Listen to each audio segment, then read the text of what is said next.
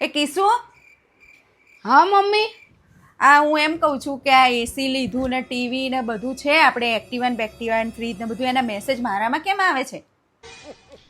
તમારા ફોનમાં મેસેજ આવે જ ને મમ્મી. કેમ? અરે અમે નંબર તમારો આપ્યો તો. શેનો નંબર? અરે નામે બધું તમારા નામે લીધું હતું ને અમે. એસી ટીવી એક્ટિવા બધું તમારા નામે જ લીધું હતું અમે. આપણે તમે મોટા અને ઘરમાં બધું ચાલે તમારું, એટલે અમે મારા પપ્પાને કીધું હતું બધું મારા સાસુના નામે જ લેજો.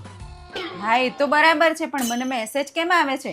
એ તો મમ્મી મારા પપ્પાને વેત નહોતો, અને તમે એવું નહોતું કીધું કે મારે આટલી વસ્તુ તો જોઈશે જ, એસી એક્ટિવા ટીવી ફ્રીજ બધું તમારે જોઈશે, એવું તમે કીધું નહોતું. હા તો પછી મારા પપ્પાને એટલો વેત નહોતો, એટલે મેં મારા પપ્પાને કીધું તમે ડાઉન પેમેન્ટ ભરી દો, હપ્તા મારા સાસુ ભરશે.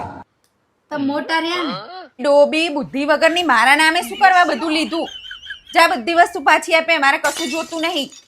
તમે તો કીધું તું મમ્મી મારે આટલી વસ્તુ તો જોઈશે જ, તો મારા પપ્પાને તેવડ નહોતી એટલી બધી વસ્તુ લેવાની. મેં કીધું મારા સાસુના નામે લઈ લો, એમને તો સારું છે ઘરે, તો એ હપ્તા ભરશે.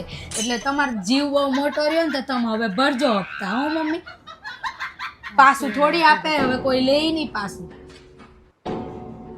ક્યાંથી આ બધું માંગ્યું મેં આની જોડે, તો આને પાછી ના કઢાય.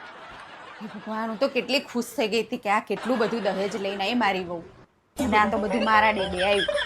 ત્યાંથી એને તો કીધું, એટલે હવે આ બધા હપ્તા તો મારે જ ભરવાના.